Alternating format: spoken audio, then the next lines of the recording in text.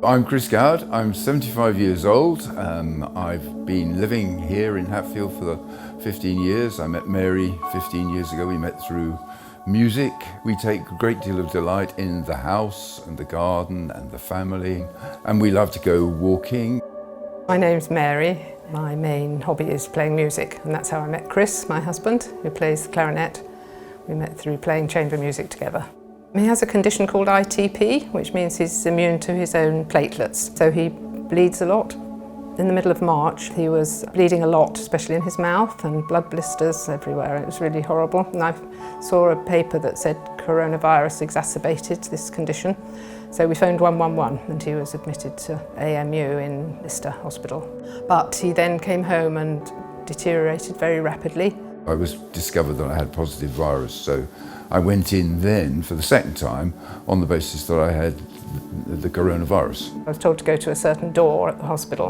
A woman doctor came out and she said, I'm afraid you can't come in and you must self-isolate now for 14 days. I was expecting it to be the end, I think, really, at that point. And then basically everything went black.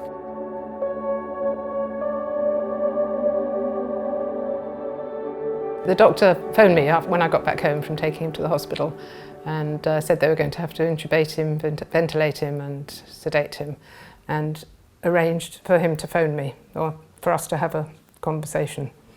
She didn't say last conversation, but it felt a bit like that. Are there some last words you'd like to say to Mary? And that's awful. I mean, you can't say no, can you? So after that last, if you like, phone call, I didn't speak to him again for 17 days. The reason why Chris deteriorated quite significantly is we know that with Covid-19 you can present with just the mild symptoms, that is a cough, a temperature and a normal looking x-ray. But with the way the condition behaves, it sometimes causes an inflammatory response in the lung. And in fact, that's what's happened to Chris, because when he came in, he had a repeat x-ray. And although the x-ray was clear when he was admitted, first time round, the second x-ray showed that he had inflammatory changes in his lungs. And that would explain why his breathing deteriorated quite rapidly. I couldn't see him and nobody could come and see me. It was really awful, because it was a sort of limbo.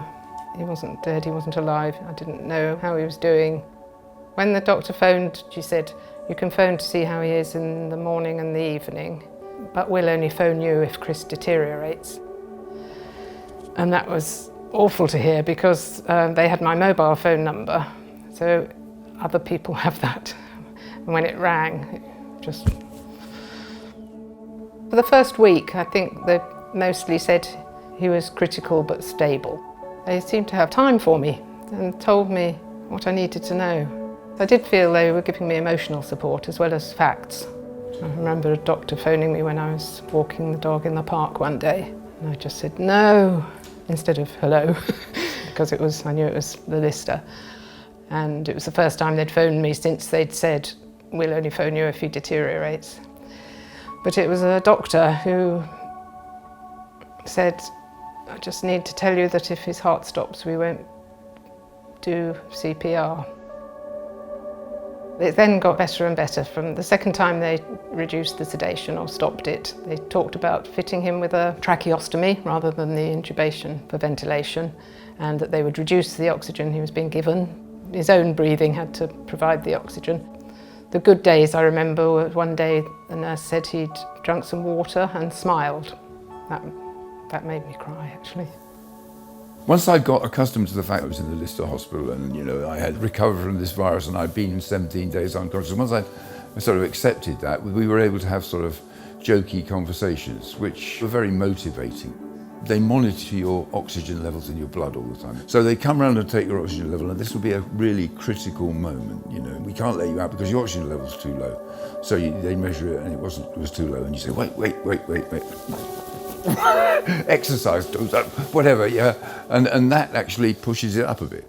The news that he was being discharged was fantastic. I was really, really happy. It took me about a week before I was able to look out of the window without bursting into tears.